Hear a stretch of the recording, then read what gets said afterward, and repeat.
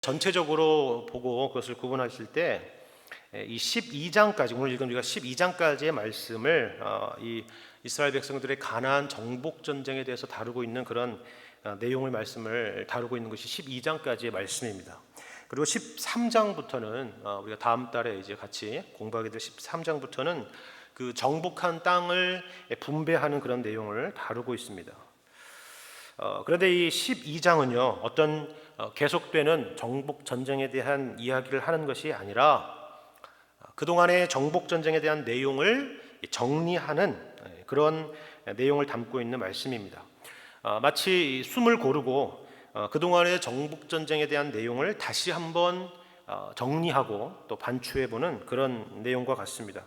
그런데 독특한 부분은 이것입니다. 우리가 읽진 않았지만 이 1절부터 6절까지의 말씀을 보면요, 여호수아가 이 요단강을 건너서 가나안 땅을 정복한 내용만을 다루고 있는 것이 아니라 하는 점입니다.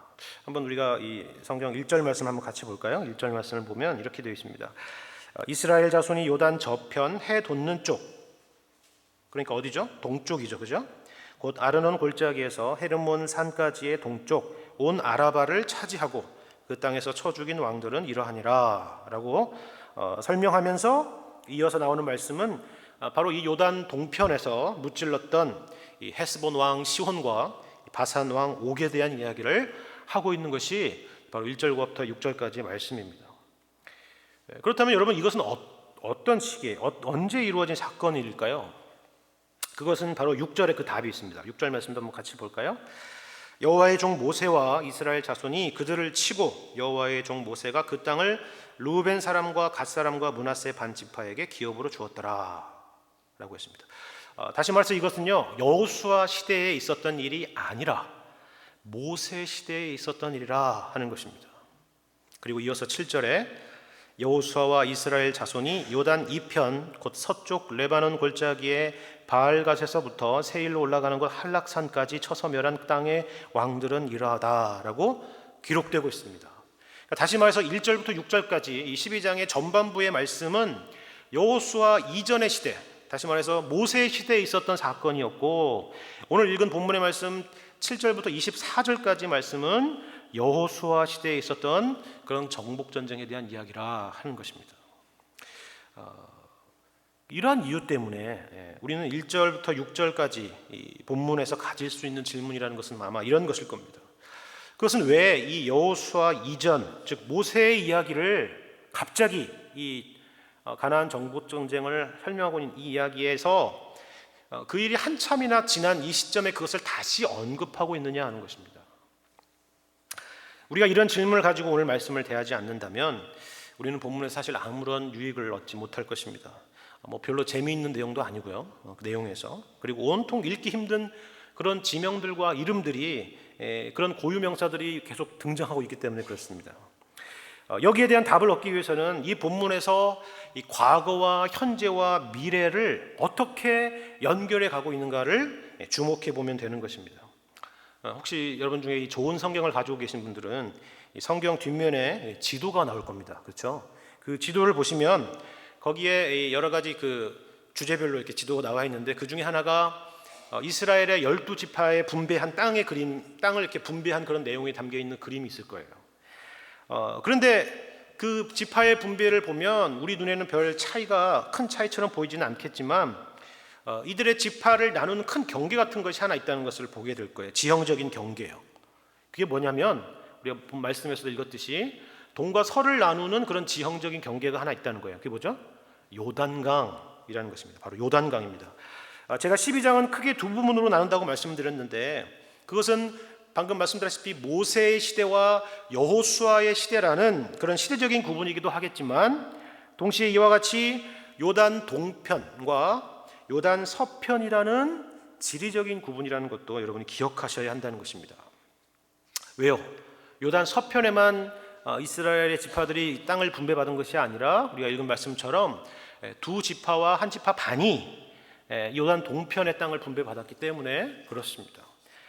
다시 말해서 시대적이고 또 지리적인 차이를 바탕으로 이 본문을 설명하고 있다는 것입니다.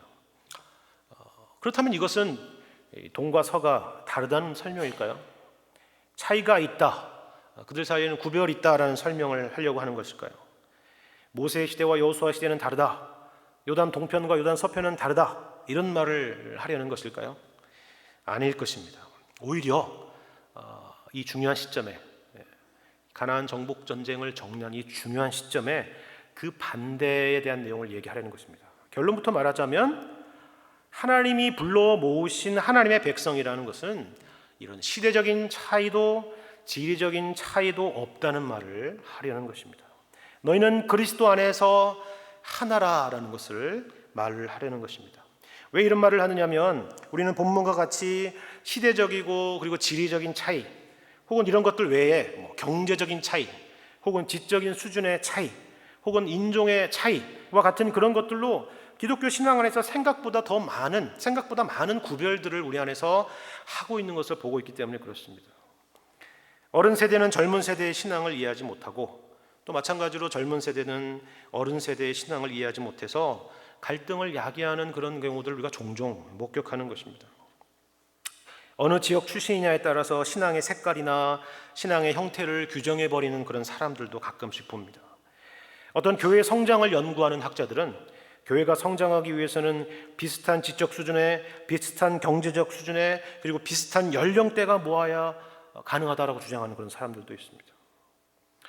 또한 우리 교회 안에서는, 또 우리 교회만이 아니라 교회 안에서는 보통 구역 모임보다는 지체 모임이 더 편한 분들도 계시죠.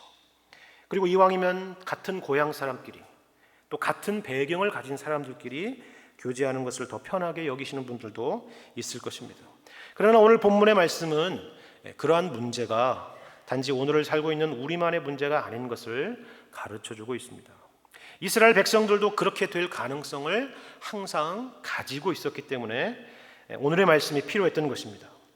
요단강이란 이런 지형적인 경계는 오늘날 우리에게 있어서는 아무것도 아닌 것처럼 여길 수 있었겠지만, 당시의 시대에는 이 지파들을 지형적으로만이 아니라 문화적으로, 심리적으로, 더 중요한 것은 종교적으로 하나님을 믿는 한 신앙 안에서 그들을 갈라놓을 수도 있는 잠재적인 위협처럼 여길 수 있었다는 것을 우리는 추측해 볼 수가 있습니다. 우리는 그것을 앞서서 이 가나안 정복 전쟁을 준비하는 여호수아 1장의 초입부터 그 부분을 강조했다는 것을 혹시 기억하실는지 모르겠지만 강조하고 있다는 것을 우리가 확인할 수 있었습니다. 그리고 이 내용을 이 시간 다 살펴볼 수는 없지만 여호수아서 곳곳에서 이런 부분들을 강조하고 있음을 우리는 확인해 볼 수가 있습니다. 무엇에 대한 강조라고요? 너희는 요단 동편이나 요단 서편이나 그리스도 안에서 하나라 하는 사실입니다. 함께 싸우고 함께 먹고 마시며 함께 예배하는 그런 하나의 공동체라 하는 사실입니다. 6절과 7절 말씀을 한번 볼까요? 6절 7절 보시면 여호와의 종 모세와 이스라엘 자손이 그들을 치고 여호와의 종 모세가 그 땅을 루벤 사람과 갓 사람과 므낫세 반 지파에게 기업으로 주었더라. 됐죠? 7절 말씀에는 뭐라고 되어 있습니까? 여호수아와 이스라엘 자손이 라고 되어 있어요. 그러니까 6절은 모세와 이스라엘 자손이 라고 얘기하고 7절에는 여호수아와 이스라엘 자손이 라고 말합니다. 이 말씀은 시대와 지역이 어떤 구분이나 경계가 될 수 없다는 것을 그들에게 분명히 말해주고 있는 말씀입니다. 왜요? 뭐라고 말씀하고 있다고요? 모세와 이스라엘 자손이 쳐서 멸했고 여호수아와 이스라엘 자손이 쳐서 멸한 것입니다. 우리는 같은 이스라엘이지 동이스라엘, 서이스라엘이 아니라 하는 것입니다. 하나님께서 동일하게 우리를 부르셨고 구원하셨고 그 백성이 되게 하신 것이지 우리의 어떤 우열이나 특별함이 그것을 만들어낸 것이 아니라는 가장 기본적인 전제를 말하는 것입니다. 그것이 시대이건 지역이건 경제적인 수준이건 지적 수준이건 인종적인 차이이건 성별의 차이이건 신분의 차이이건 이런 것들이 그리스도 안에서는 아무런 구별과 차이가 있을 수 없다라는 것을 우리에게 가르쳐 주는 것입니다. 이것은 여러분이 잘 알다시피 사도 바울이 갈라디아서에서 강조하고 있는 그런 말씀과 같습니다. 너희가 다 3장 26절 이하의 말씀입니다. 너희가 다 믿음으로 말미암아 그리스도 예수 안에서 하나님의 아들이 되었으니 누구든지 그리스도와 합하기 위하여 세례를 받은 자는 그리스도로 옷 입었느니라. 너희는 유대인이나 헬라인이나 종이나 자유인이나 남자나 여자나 다 그리스도 예수 안에서 하나이니라 라고 말씀하고 있기 때문에 그렇습니다. 우리가 본문에서 또 크게 두 번째로 생각해 볼 부분은 바로 이것입니다. 그것은 우리가 오늘 읽은 7절 이하의 본문의 말씀입니다. 7절 이하에 등장하는 여호수아 시대의 정복한 왕들의 명단들을 통해서 우리가 한번 어떤 교훈을 우리에게 줄 수 있는가 한번 생각해 보는 것입니다. 여러분, 이 말씀 함께 교독하면서 어떻게 읽으셨습니까? 참 발음도 어렵고, 그죠? 도대체 이 말씀이 왜 여기에 있어야 되는지 의아해했을 것입니다. 그리고 꼭 이렇게 일일이 명단을 기록해야 했나 하는 그런 싶은 생각도 들었던 분도 계실 것입니다. 24절 마지막 절에 나와 있는 것처럼 그냥 여호수아와 이스라엘 자손이 요단 서편에서 정복한 왕의 숫자가 모두 31명이었다라고 해도 충분했을 것입니다. 그러나 그럼에도 불구하고 이러한 정복한 왕들을 열거하는 것은 어떤 특별한 이유와 목적이 있었을 것이라는 것을 우리는 도리어 짐작해 볼 수 있습니다. 이 시간에는 그 이유를 한 몇 가지로 생각해 보고자 하는 것입니다. 첫 번째는 이겁니다.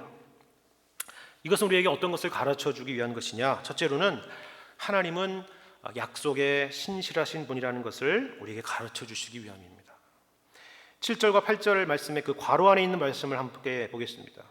그 땅을 여호수아가 그 이스라엘 지파에게 구분에 따라 소유로 주었으니 곧 산지와 평지와 아라바와 경사지와 광야와 네겝 곧 헷 족속과 아모리 족속과 가나안 족속과 브리스 족속과 히위 족속과 여부스 족속의 땅이라 라고 말씀하고 있습니다. 혹시 여기에 나타난 지명의 땅들은 언제 누구에게 처음 약속되었던 내용인지 아시는 분 계십니까? 바로 창세기 15장에 등장하는 아브라함에게 약속했던 그 말씀이었습니다.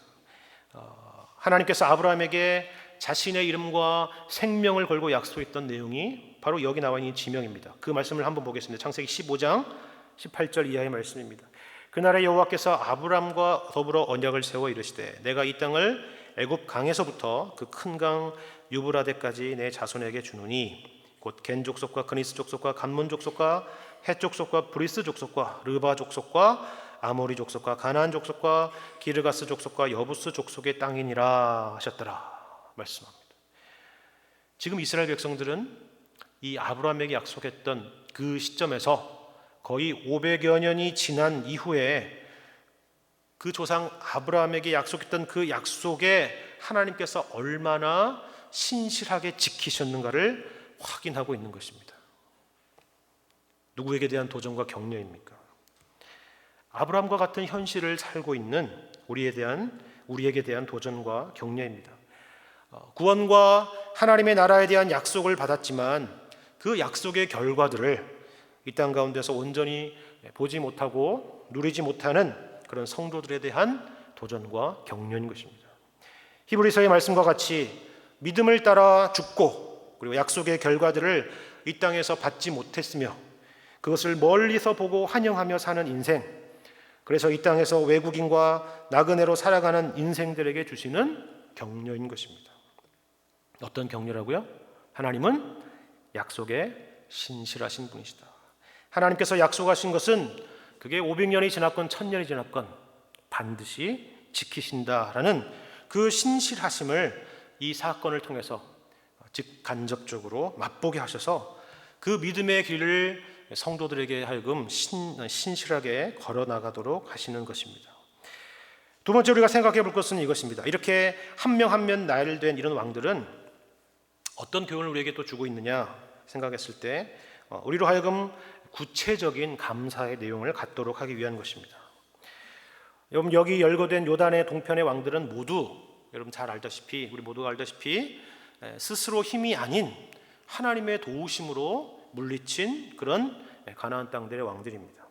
우리가 앞선 말씀을 통해서 확인했던 바와 같이 이 정복 전쟁에 있어서 하나님이 도우시지 않았던 적은 단 한 번도 없었습니다. 전쟁은 하나님께 속한 것이기 때문에 그렇습니다. 그렇다면 우리 생각에는 그냥 이 31명의 열왕들을 싸그리 모아서 하나님께서 31명의 왕들을 쳐서 멸하도록 하셨다라든지 혹은 가나안 전쟁을 승리하게 하셨다라고 그냥 단순하게 기록할 수도 있지 않았을까라는 생각을 할 것입니다. 그러나 오늘 말씀은 그렇게 하지 않은 것입니다. 한 명 한 명 열거해서 31명까지 열거하고 있는 것입니다. 아주 구체적으로 세세하게 기록한 것입니다. 그리고 본문을 더 자세히 보시면요, 이것은 하나의 운율이 있는 노래와 같습니다. 9절 이하부터 계속 반복되는 내용이 무엇이죠? 하나는 여리고 왕이요, 하나는 베델 곁에 아이 왕이요, 하나는 예루살렘 왕이요, 하나는 헤브론 왕이요, 하나는 야르뭇 왕이요, 하나는 라기스 왕이요. 무엇이 계속 반복되고 있죠? 하나는 왕이요. 그렇죠? 이것이 계속 반복되고 있습니다. 하나는 누구 왕이요, 하나는 누구 왕이요. 그렇죠? 히브리어 원어에서도 멜렉 왕이라는 뜻이죠. 우리 아비멜렉 할 때 그 멜렉 왕입니다. 멜렉하고 에하드라는 이 하나라는 단어가 계속 반복되고 있습니다. 멜렉 에하드, 멜렉 에하드. 왜 그렇죠? 일종의 노래인 것입니다. 노래. 다시 말해서 이스라엘 백성들로 하여금 이러한 하나님이 행하신 일들, 그분의 능력, 그분의 신실하심을 이러한 구체적인 내용을 가진 노래로 부르게 하신 것입니다. 그저 모든 것을 감사합니다, 주님 저는 범사에 감사합니다 라가 아니라 그 범사에 어떤 내용들이 담겨 있는지, 그렇죠? 그를 구체적으로 어떤 것인지 하나하나 떠올리며 기억하며 또 함께 부르도록 한 것입니다. 왜 그랬을까요? 소극적으로는 우리 인간이 망각하기 쉬운 존재이기 때문에 그렇습니다. 우리는 어떤 일을 겪고 나서 이것은 정말 하나님이 아니시면 할 수 없는 일이야, 하나님이 아니셨다면 이 질병을 고칠 수 없었을 거야, 하나님이 아니셨다면 이 일은 절대 일어날 수 없었던 일이야, 할렐루야 감사합니다 라고 고백하면서도 시간이 지나고 횟수가 지나면 어떡하죠? 망각하기 쉬운 것입니다. 그리고 적극적인 이유는 아마 이런 것입니다. 이렇게 구체적으로 개인만이 아니라 이스라엘 공동체가 함께 이러한 내용들을 서로 고백할 때, 하나님은 우리 가운데 여전히 살아계시고 역사하는 분이시군요 라는 것을 보다 생생하게 확신할 수 있기 때문에 그렇습니다. 그러므로 하나님께서는 이러한 구체적인, 단순히 이렇게 뭉뚱그려서 범사에 감사합니다 이런 내용만이 아니라 이런 구체적인 감사의 고백들을 개인적으로 그리고 또한 공동체적으로 고백하는 것을 원하시고 또한 기뻐하시는 것입니다. 예를 들면 시편 136편과 같은 것입니다. 이 말씀을 보시면요, 하나님의 백성들로 하여금 하나님께서 어떻게 구체적인 감사의 내용들을 갖게 하셨는가 하는 것을 볼 수가 있습니다. 136편 5절부터 보시면, 지혜로 하늘을 지으신 이에게 감사하라, 그 인자하심이 영원하미로다. 땅을 물 위에 펴신 이에게 감사하라, 그 인자하심이 영원하미로다. 큰 빛들을 지으신 이에게 감사하라, 그 인자하심이 영원하미로다. 해로 낮을 주관하신 이에게 감사하라, 그 인자하심이 영원하미로다. 달과 별들로 밤을 주관하게 하신 이에게 감사하라, 그 인자하심이 영원하미로다 라고 얘기했죠.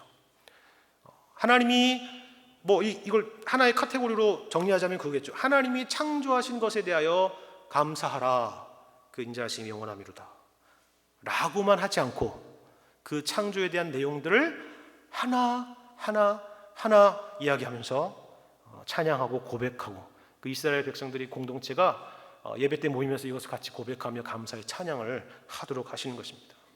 단순히 하나님 이렇게 우주 만물을 창조해 주셔서 감사합니다 라고 그치는 것이 아니라, 지혜로 하늘을 지으시니, 땅을 물 위에 펴시니, 큰 빛을 지으시니, 해로 낮을 주관하게 하시니, 달과 별들로 밤을 주관하게 하시느니 라는 것으로 고백하는 것이죠. 그 이어서 10절의 말씀 볼까요? 136편 10절을 보면, 애굽의 장자를 치신 이에게 감사하라, 그 인자하심이 영원하미로다. 이스라엘을 그들 중에서 인도하여 내신 이에게 감사하라, 그 인자하심이 영원하미로다. 강한 손과 펴신 팔로 인도하여 내신 이에게 감사하라, 그 인자하심이 영원하미로다. 홍해를 가르신 이에게 감사하라, 그 인자하심이 영원하미로다. 이스라엘을 그 가운데로 통과하게 하신 이에게 감사하라, 그 인자하심이 영원하미로다. 바로와 그의 군대를 홍해에 엎드러뜨게 하신 이에게 감사하라, 그 인자하심이 영원하미로다. 그의 백성을 인도하여 광야를 통과하게 하신 이에게 감사하라, 그 인자하심이 영원하미로다. 무엇에 대한 감사죠?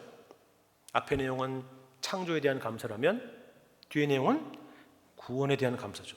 주님 저를 구원하여 주셔서 감사합니다 라고 얘기할 수도 있지만, 그 구원에 대한 구체적인 내용들을 하나씩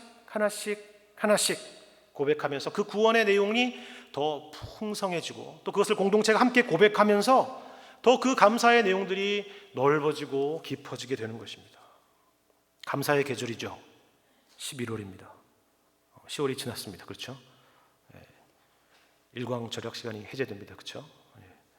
개인적으로 그리고 혹은 우리가 구역에서 모일 때 이 말씀과 같이 한 해 동안 베풀어 주신 하나님의 은혜를 기억하고 구체적으로 감사의 내용들을 나누는 그런 시간들이 되었으면 좋겠습니다.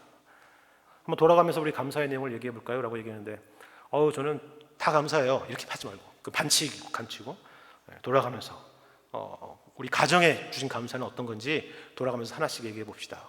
그죠? 우리 교회에 주신 감사의 내용은 무엇인지 우리 하나씩 얘기해 봅시다. 여러분 개인에게 주신 감사의 내용은 무엇인지 우리 하나씩 얘기해 봅시다. 이렇게 얘기한다면 그런 것도 감사일까? 라고 생각하면 자극도 되고 그렇죠? 그것이 바로 하나님께서 이스라엘 백성들에게 요구하시고 원하시는 것입니다. 무엇을 위해서요? 감사라고 지금 강요하는 것입니까? 아니죠. 그것이 됐을 때 우리의 삶이 풍성해지기 때문에 그렇습니다. 세 번째로는 이것입니다. 단순히 우리가 구체성을 넘어서 이렇게 구체적으로 이야기하는 것을 넘어서 각각의 내용 안에 담겨있는 의미들을 가지고 시간 생각해 볼 필요가 있습니다. 예를 들어서 그것은 어떤 것이냐 하면 정복에 대한 개념을 우리가 다시 한번 생각해 보는 것입니다. 이 말씀을 통해서요. 1절과 6절의 요단 동편의 정복에 대한 내용과 그리고 7절 이하의 요단 서편의 정복에 대한 내용은 아까 두 가지 차이가 있다고 그랬죠. 뭐죠? 첫째는 시간적인 차이, 두 번째는 지리적인 차이가 있다고 했습니다. 그런데 여기서 또 다른 한 가지 차이가 있다는 것을 우리가 하나 확인해 볼 수가 있습니다. 물론 안 읽어보셨기 때문에 잘 모르시겠지만 읽어보신다면 또 하나의 차이가 있습니다. 그게 뭐냐면요, 요단 서편의 정복의 내용에 대해서는 요단 그 동편의 정복의 내용에서는 왕의 이름이 등장한다는 거예요. 그죠?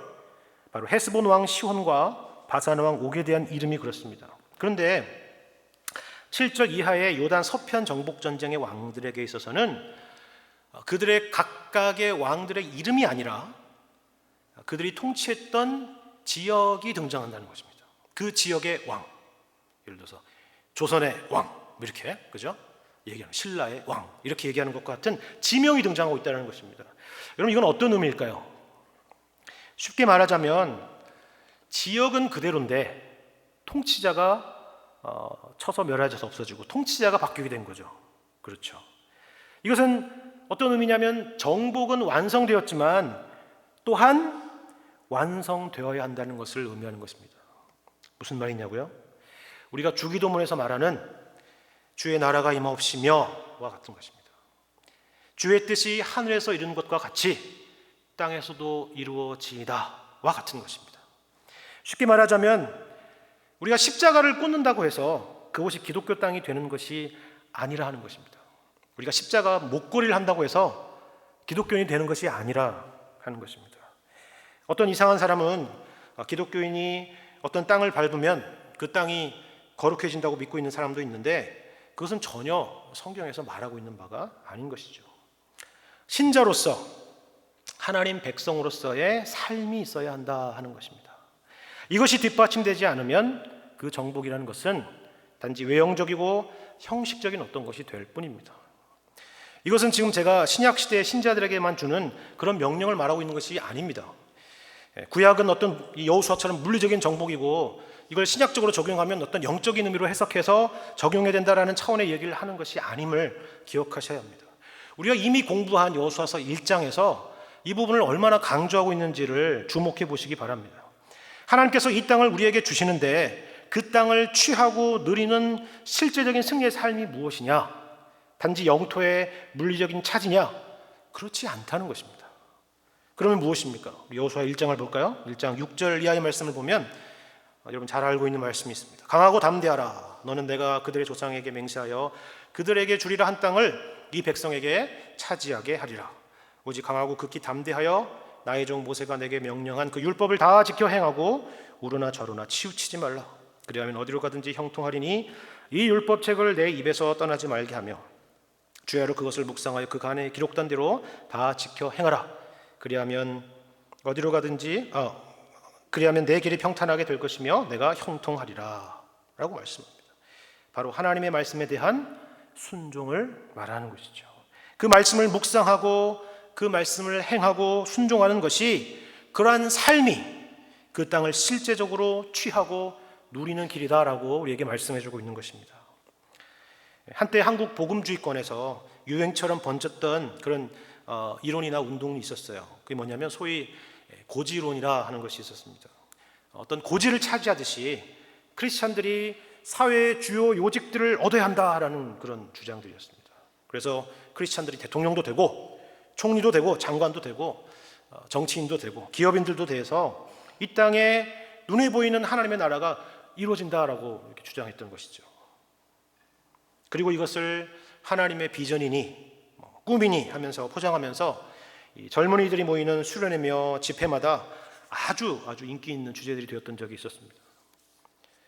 그러나 문제는 이 소위 고지론이라는 개념이나 운동 안에서는 어떤 정치인이 되고 어떤 기업인이 되고 그리고 어떤 리더가 되어야 하는지에 대해서는 어떤 진지한 고민이나 그런 내용들이 없었다라는 것입니다.